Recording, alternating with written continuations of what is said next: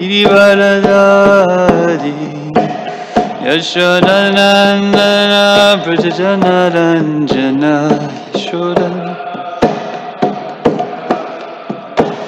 Yashodanandana Brajajanaranjana Yamunatira Manachari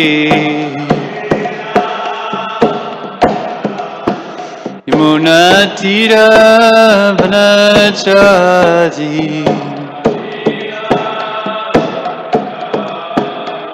Jaya Radha Madhava Kunja Bihari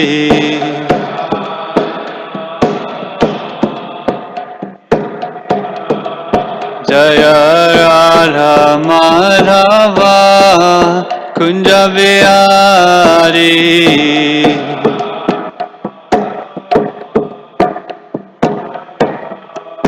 Jaya Gopidana Vallabha Girivaradari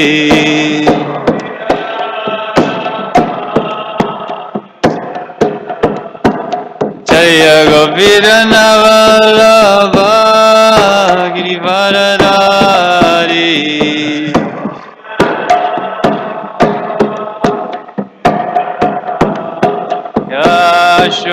Yashodanandana Brajajanaranjana Yashodanandana Brajajanaranjana Jamunatira Brajadi Jamunatira Brajadi Jaya Radha Madhava Kunja Bihari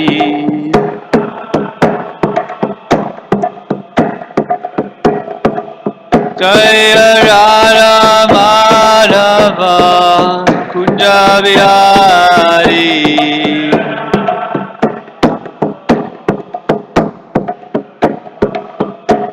Hare Krishna Krishna Krishna Hare Hare Hare Rama Rama Rama Hare Hare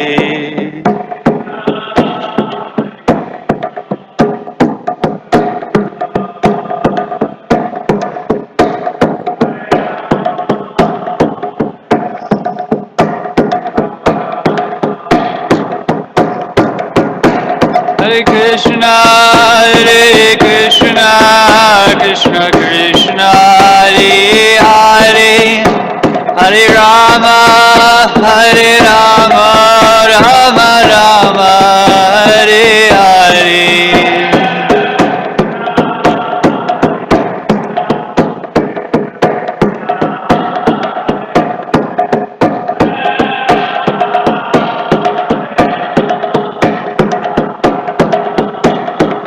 Jaya Jaya Prabhupada Jai Prabhupada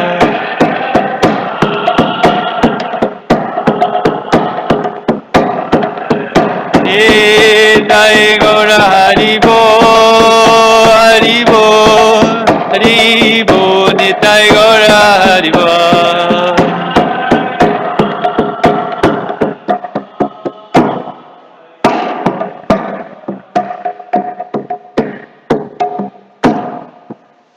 Shri Prabhupada ki jai.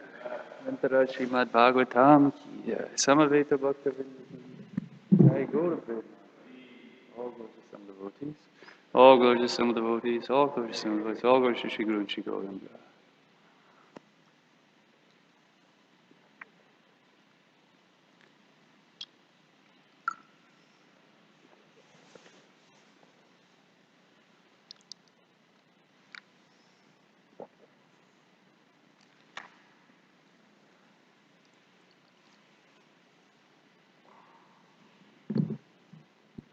Today we'll read from Srimad Bhagavatam, 10th Canto, Chapter 41, Text 7 and 8.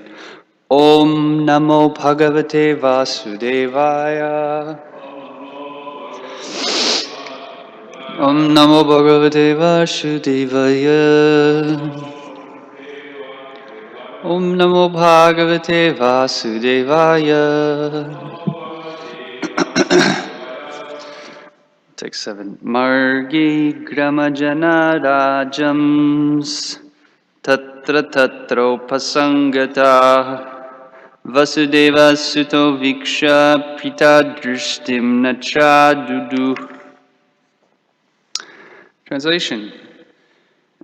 Wherever they passed along the road, O king, the village people came forward and looked upon the two sons of Vasudeva with great pleasure. In fact, the villagers could not withdraw their eyes from them.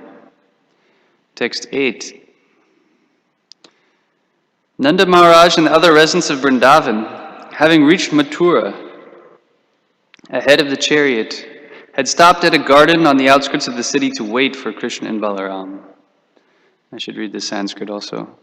Tavad vrajo kasastatra nandagopadayo grata puropavanamasadya pratikshanto vatashtire.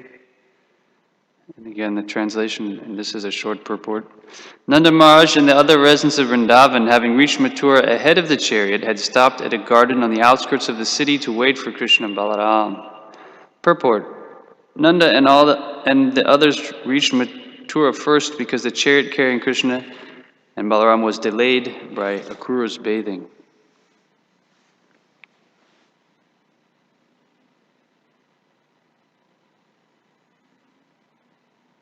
Om Agyanatimirandasya Gyananjana Shalakaya Chakshurunmilitam Jena Tasmai Shri Gurave Namah Shri Chaitanya Manobhistam Shapitam Jena Bhutale Shayam Rupa Kadamayam Datati Shwapadantikam Vandeyam Shri Guru Shri Judapatakamadam Shri Gurun Vaishnavamscha Shri Rupam Sagrajatam Saganaragunatanvitantam Sajivam Sadvaitam Savadutam Parijana Sahitam Krishna Chaitanya Devam Sri Radha Krishna Padan Sahagana Lalita Shri Vishakanvitam Shcha Hey Krishna Karuna Sindhu Dinabandho Jagatpate Gopisha Gopika Kanta Radha Kanta Namostute Tapta Kanchana Gaurangi Radhe Vrindavaneshwari Vrishabhanushute Devi Pranamami Hari Priye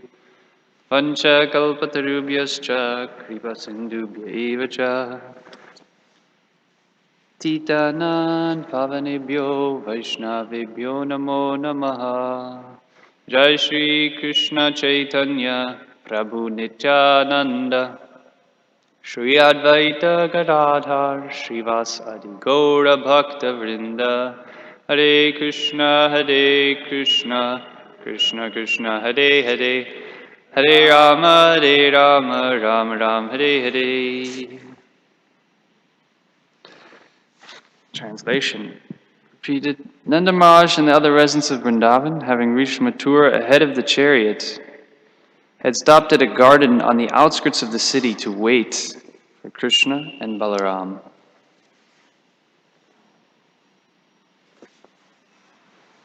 So here, in the very short purport again, Nanda and the others reached Mathura first because the chariot carrying Krishna and Balaram was delayed by Akrura's bathing. So Akrura's bathing means Akrura's darshan, Akrura's samadhi. He got to see the spiritual world. Krishna showed him his transcendental position, and therefore it's mentioned here that Nanda Maharaj arrived first.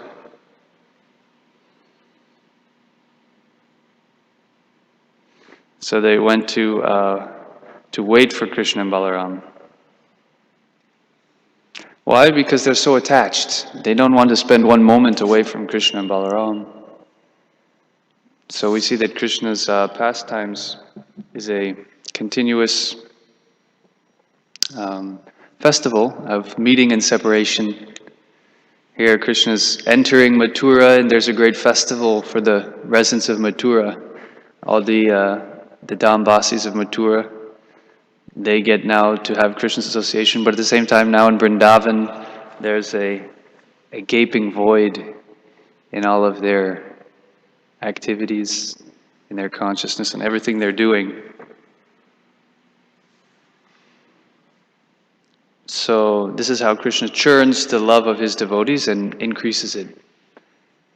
He's known as Rasa Raj, the king of rasa.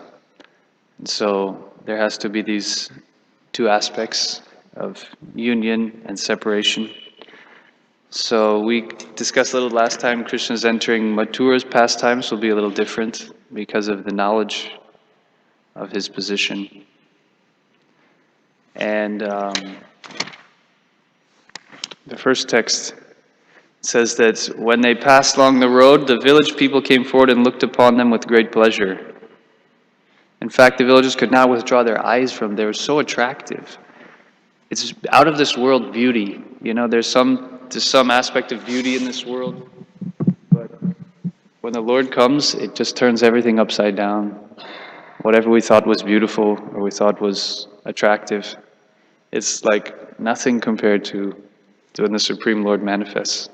And so this is the key, is to really give up the lower taste, the lower attraction. One has to get a higher taste, a higher attraction. To be attracted by Krishna, the all-attractive. Otherwise, Maya is too powerful. Maya is so powerful. She's empowered by Krishna. No one can overcome her. Mama Maya Durateya. She can entrap any conditioned living entity, from Lord Brahma, what to speak of human beings. There's really no question, there's no chance really. We should think there's no chance to overcome Maya. Durga Devi is shown with these 10 arms, riding the lion.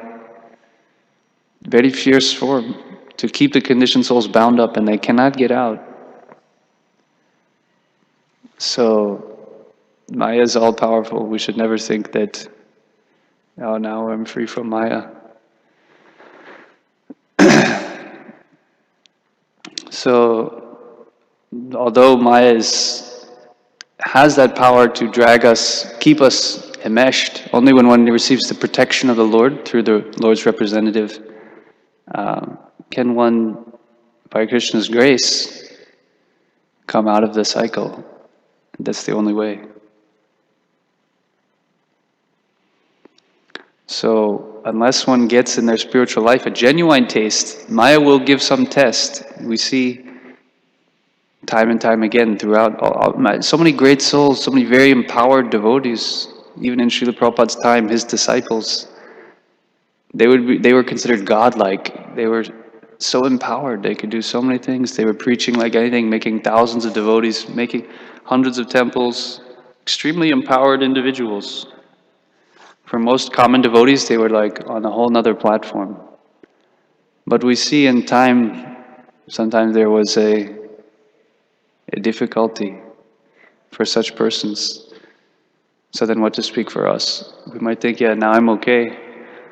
But as we progress, simultaneously one will be tested.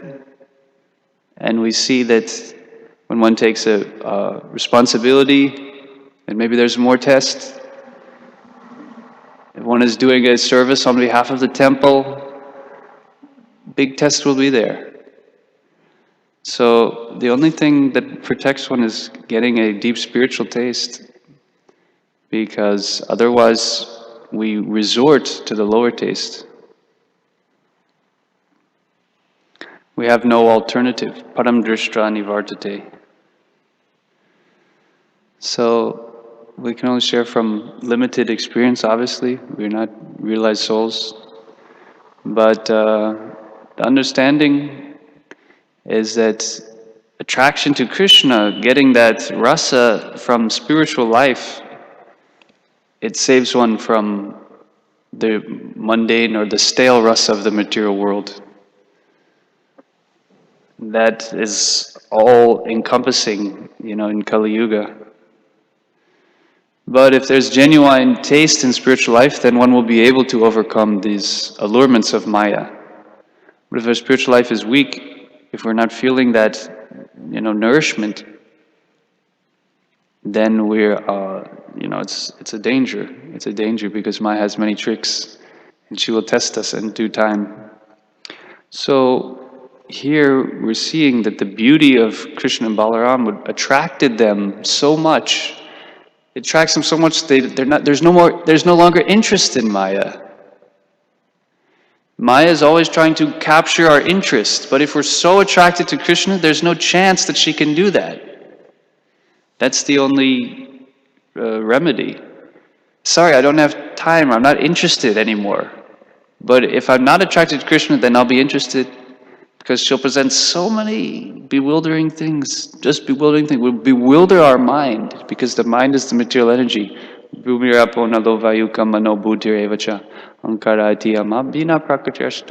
the mind, the intelligence, the ego, they're controlled actually by Krishna, not by us. So if Krishna wants, he can control the mind, the material mind in a certain way, beyond our desire. We might act in a way outside of our control because we're not yet mastered the senses. So if the senses can be attracted to Krishna, then one's protected. And here it's mentioned that when Krishna and Balaram came, and also then later when after they'll meet Vasudeva and Devaki, and they'll want them you should take Upanaya, you should take the sacred Reformation ceremony and study under Sandipani Muni. You should go to Gurukul. They want to send Krishna and Balaram to Gurukul. And said when they went to Gurukul, they were so effulgent that all of the other students and the Brahmins present, they were just dumbfounded. They thought, who are these? Are these human beings? They can't be human beings. They're too beautiful. They have all of the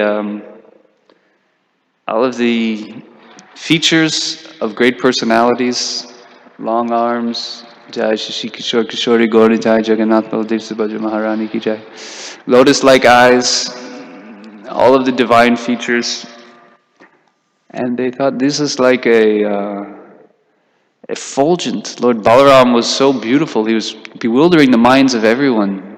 And Krishna also, although he was darkish, it was so attractive. It mesmerized everyone. And then at the Gurukul, they studied the arts, and they learned them very quickly. Many students there had been studying for much longer, studying all the Vedas, but immediately the day they learned something, that day they mastered it. So here they're just entering. We know there's some nice BBT pictures of Krishna and Balaram entering Mathura. And the festival continues. The festival of Krishna's activities and pastimes is, as we said, taking another chapter now. And the villagers could not withdraw their eyes from them. Jai Shri Kishore Kishori Gaunitai Jagannath Baladev Subhadra Maharani Ki Jai. So that's what we should do with our eyes. Put our eyes on the beautiful deities and the beautiful devotees of the Lord also. The great devotees are also extremely attractive because they are imbued with the Bhakti Shakti. Krishna is Bhagavan, or the supreme Vishaya.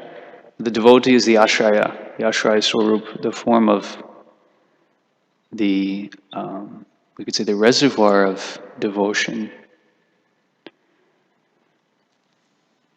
So that devotion is all attractive. And that is personified as Srimati Radharani. So here, Nanda Maharaj and other residents of Vrindavan, they reached first because, of course, Krishna and Balaram had a detour, and Acarya went to then bathe after he had this incredible. It says here but it said they were delayed because of Acarya's bathing. So Acarya has this fortunate position, and different ways it's fortunate, but it's also a little bit unfortunate or difficult. We know that he had to do a service, but at the same time, he would harm others through that service. That's very difficult. And that's something we should be most careful about. And this is why management is a very delicate thing, because you're dealing with other devotees. You know, how we manage our own lives is one thing. When we start managing others' lives, it's very sensitive. It's very dangerous for a conditioned soul, because we are not yet deeply steeped in Vaishnava respect and culture and the etiquette. The very subtle offenses in devotional life, they diminish the taste for bhakti. So Acarya had a difficult service. Yes, he had to take Krishna and Balaram. He was so excited to see them. But at the same time, he would be harming the Brajvasis. He was taking their life and soul. The gopi said, why does he have the name Acarya? Acarya means not cruel. He's the most cruel. He's taking Krishna out of Vrindavan.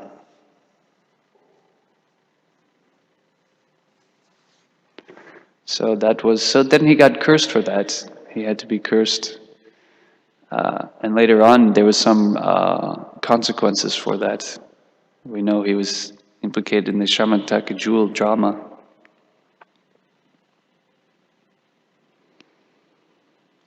So we should always be on guard and be careful, and try to foster this culture of respect and honor to all other devotees, because we need to go beyond what we think is the right etiquette. We think this is the way I should treat. So because we're a conditioned soul, naturally it's always lower than what it should be. So we need to go on the extra side of caution, the extra side of respect.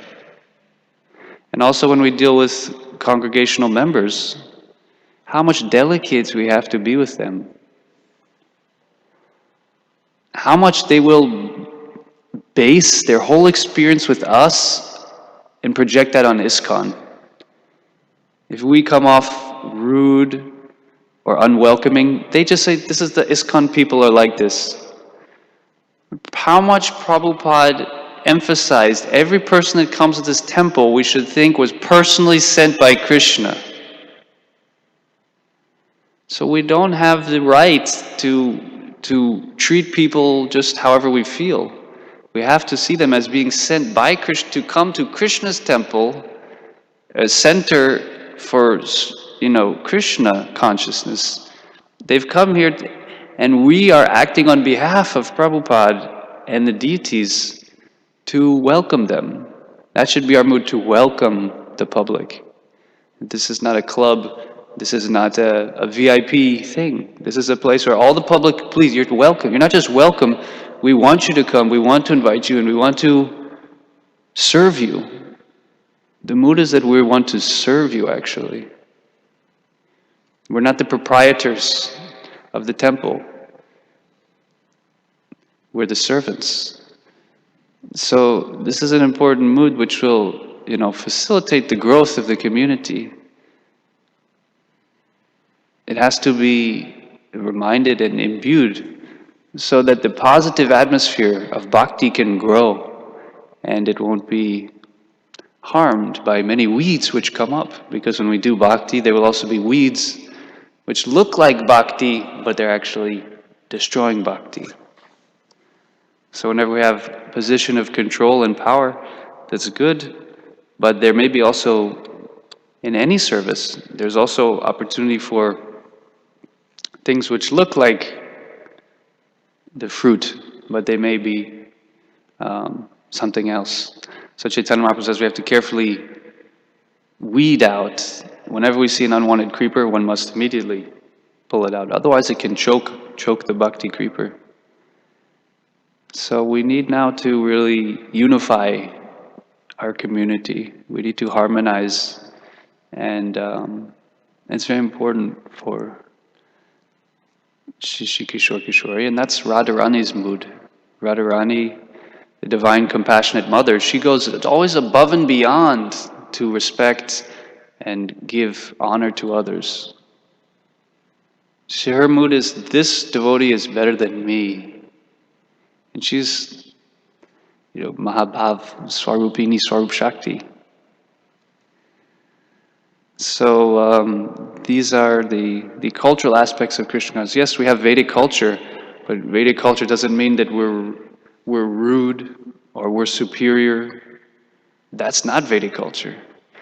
Yes, we might have a superior lifestyle. We might be practicing on a higher level than someone, but that should not, come out in our dealings. If it does, that's not Vedic culture, because Vedic culture is really based on humility and adherence to authority of the Shastra. So there's a lot of responsibility for everyone, and I know that despite what happens, there's always a continuous growth. Even when there's a challenge, it's still part of growth because we're learning. So we see that no matter what happens, no matter challenges, things, the Krishna consciousness will go on, either by our assistance or in spite of us. We can't really obstruct the flow of devotion. And Prabhupada says that this movement cannot be stopped from outside. It can only be stopped from within. So it's not really all the problems that are outside, it's more the problems that's from within our institution, or our temples.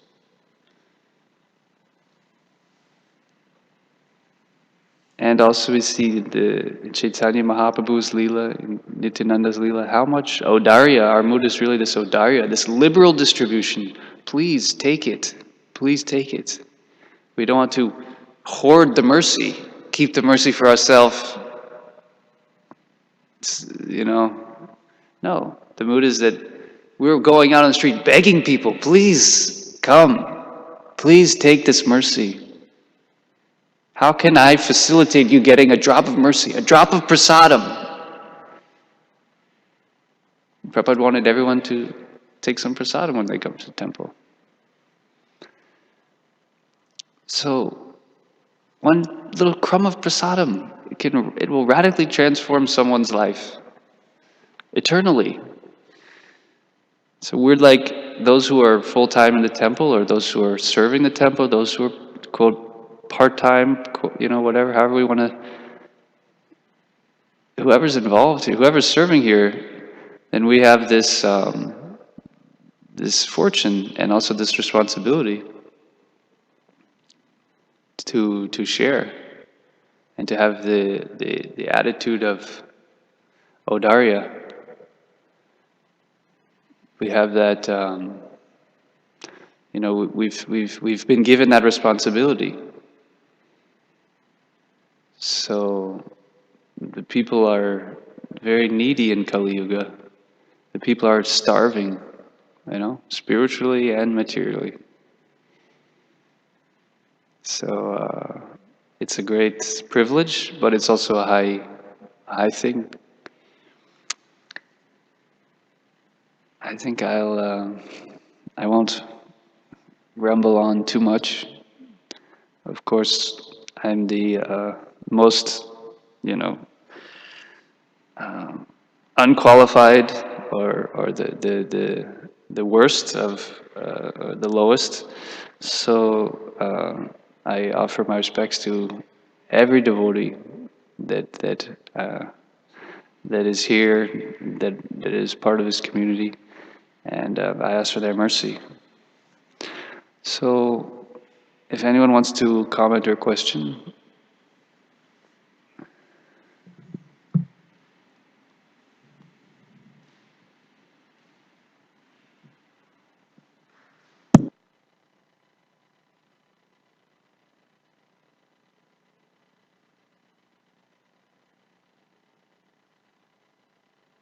Listening downstairs. Hello. This is already on, I think. Oh yeah, message. Well, really not. Thank you very class, Prabhu. you were mentioning many wonderful points, especially in regards to management. How if we manage ourselves, that's one thing, but when we have to manage others, it's very dangerous for our bhakti. And I remember you mentioned this point to me the other day because I asked you a question. I said, Prabhu, came to you for guidance. I said, Prabhu, how do you stay out of the drama? Because you're always looking like the Buddha, peaceful. So you gave me an answer. You said you have to, something to the extent that when a plane is in the sky, all the buildings look small. So when we transcend, then all the problems we have are very small. But then you were honest with me. You said, don't become a manager. And so we see that this is a problem. And when you mentioned this, it reminded me of a quote. It says, a man cannot govern a nation unless he can govern a city. He cannot govern a city unless he could govern a family. He cannot govern a family unless he could govern himself. And he cannot govern himself unless his passions are subject to reason. Now, we see that a thoughtful leader says, I have to make the right decision. Whereas a thoughtless leader says, whatever decision I make is right.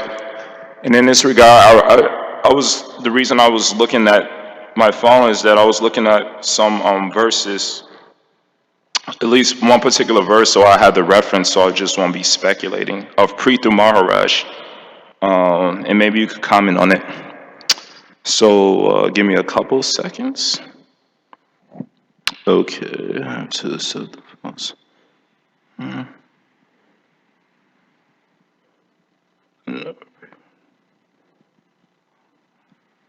Okay, here we go. So this is from the fourth. I hate these phones. You breathe on it and it goes.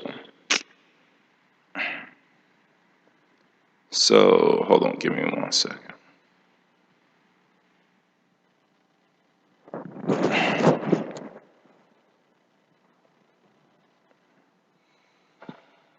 So this is from the fourth canto, chapter 16, verse 13.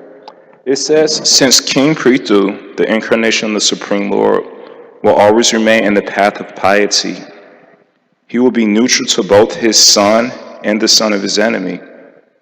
If the son of his enemy is not if the son of his enemy is not punishable, he will not punish him.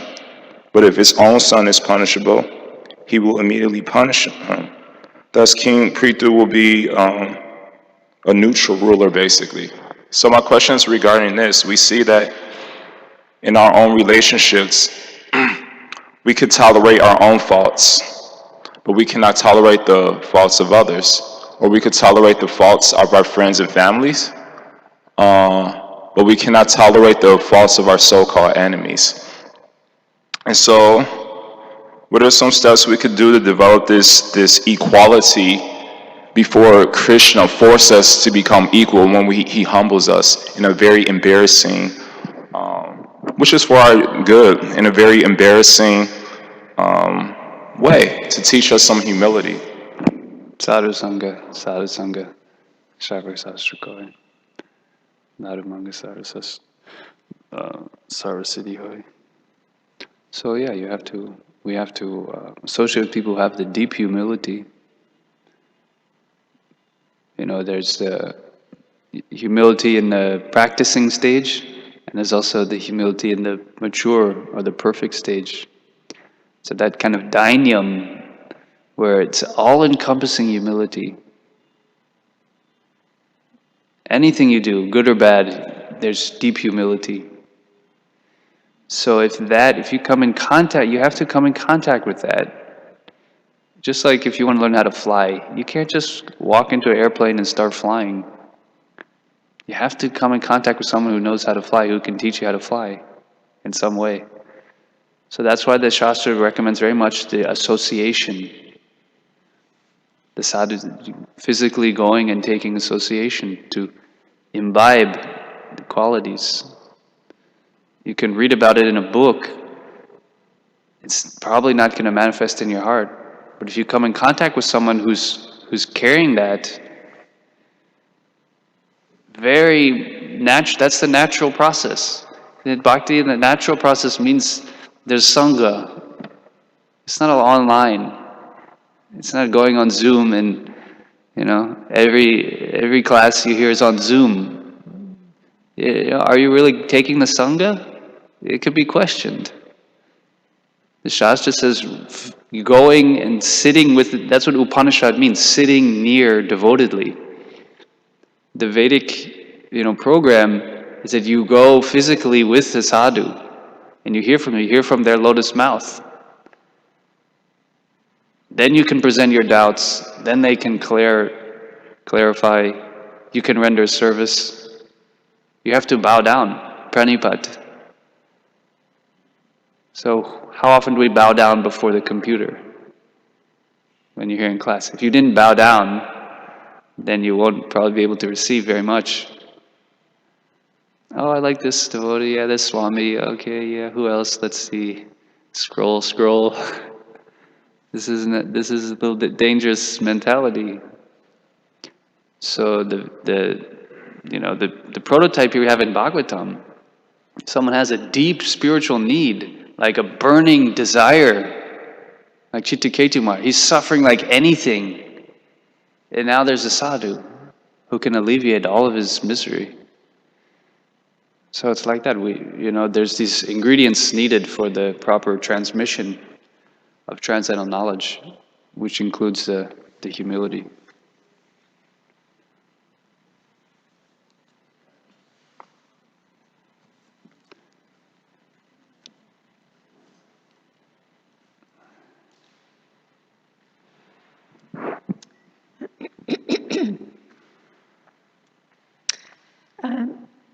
You were touching on the second verse, particularly Acarya's service involving causing some distress to others in terms of the gopis. So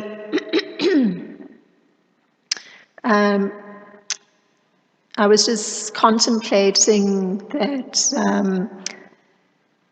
generally service, when it's been performed, is with the idea of serving. So I was trying to analyze, in relation to the things you had said, what the problematic area is when one is attempting to serve, but it moves in a different direction where one causes harm. So a thought came to mind that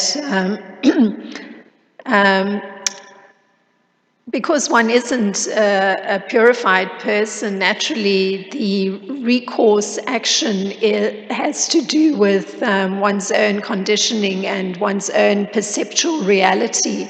So it seems that there would be, it's a very delicate balance one is treading, particularly where one can exercise power that is supposed to be in the mood of service. So I was wondering if you had any thoughts in terms of dealing with the perceptual reality that may influence how service is being performed.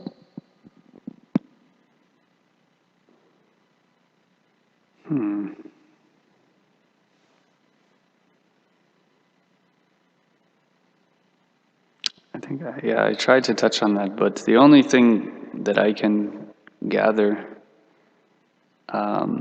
is the extra caution.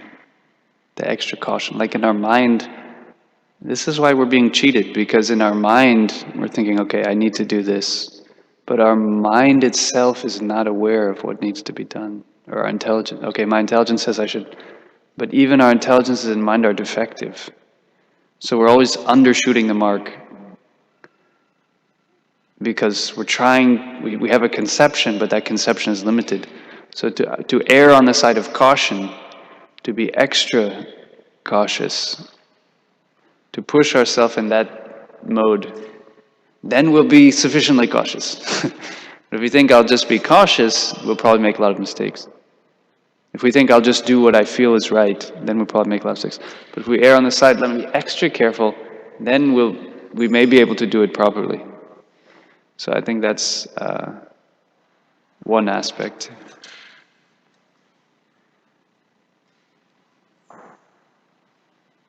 And also to take guidance, that's the key. That helps because, again, in my own mind, I saw it like this. I mean, personally, I've been in some very difficult situations. I made some big mistakes because I got some information and I just accepted it, and then I acted on it, and it turned out that information was wrong. It was completely wrong. I'll give you an example. I was conducting one study group, and there was some nice, people joining, and one of them was he told me that, so and so in the other group, he just sent me this article. It was an offensive article about Prabhupada, and he's like being very, he's being very offensive, or, it was a little while back, so my memory's a little bit fuzzy. But he said that he was really kind of harming someone in the group, and he was not acting in a proper way. So I read the article, I just glanced at it and I took it very seriously. And I came down like really heavy on this guy in the group. Like I usually don't, speak like that or anything, but because I wanted to really make a point that we don't even go near this zone of criticism, especially of great devotees. But later on, after I did that, and this person really didn't take it well at all. And then later I found out that it wasn't, he didn't react that way at all. That what the information I've been given was not really accurate. And so I just accepted it and acted on it because I trusted this person. But then I found out actually they were really off. And because of that, this person that I really took it out on, he stopped coming. He stopped, So that was difficult. That was very difficult, So another thing is to always check, our facts. And this is a common, theme in leadership, that you have to verify. If someone told you something, okay, let me make sure this is actually true before I take that information and run with it. So if there's some type of system, then before you make a decision, before you make a radical change, check it with some seniors or some peers or get some guidance on that. That can also help, prevent something like that. Okay, anyone else?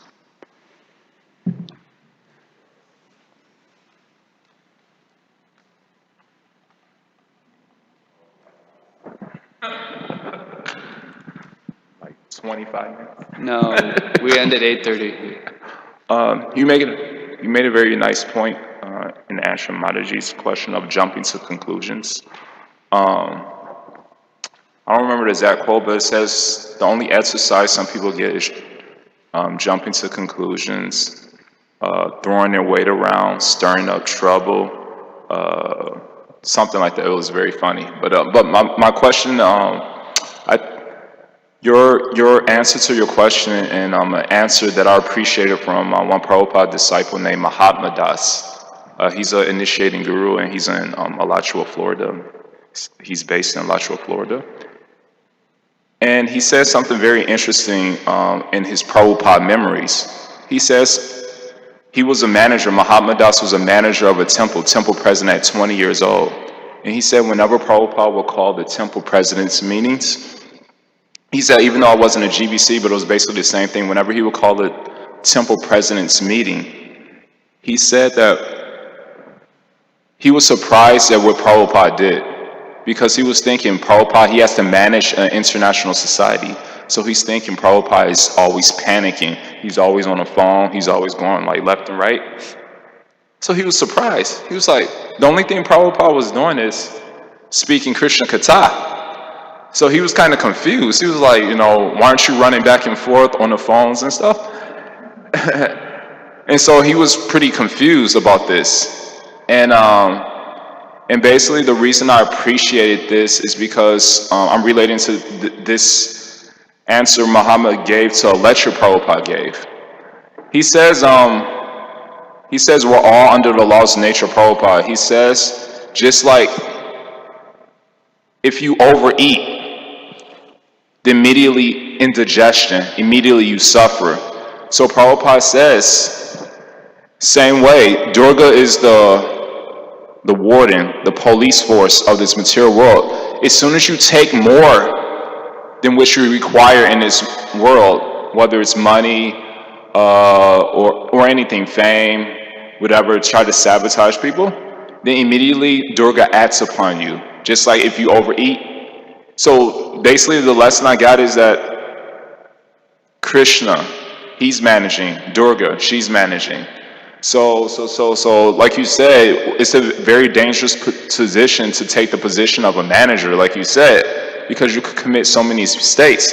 In the end, Krishna settles what needs to be settled in the long run. That doesn't mean we don't need to do what we need to do, but jumping to conclusions and speculation, we can see that gets a lot of people in trouble. Krishna will handle everything in due course of time because he's Vedaham samatitani vartamani cha arjuna babishani cha bhutani mam tu veda nakashana. Krishna, he knows everything, past, present, and future. And we don't know anything. So we handle the Krishna Katha, the bhakti. He'll handle the management ultimately, majority of the time. So I'll end with this. It says, nothing will give you greater peace than minding your own business. Hare Krishna. Oh, thank you, Krishna Archana. She really loved that one.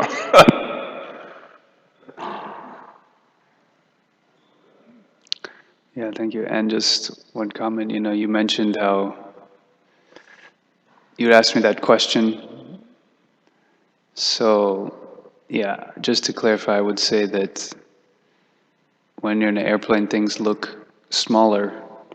So I wouldn't say it's transcendence, but I would say it's just a matter of different absorption. And that's what I was trying to emphasize in the class, that if we have a proper absorption, then we don't have time for other things. And I'll just conclude by offering my obeisances to all the very beautiful, wonderful devotees of this temple and congregation.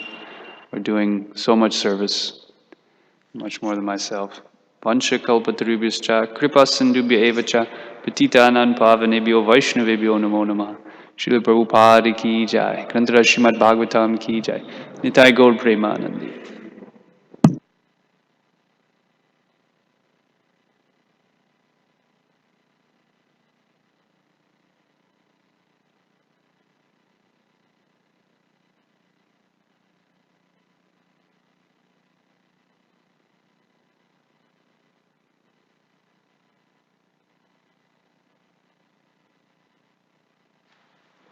I wanted to say another quote, but yeah, I feel like when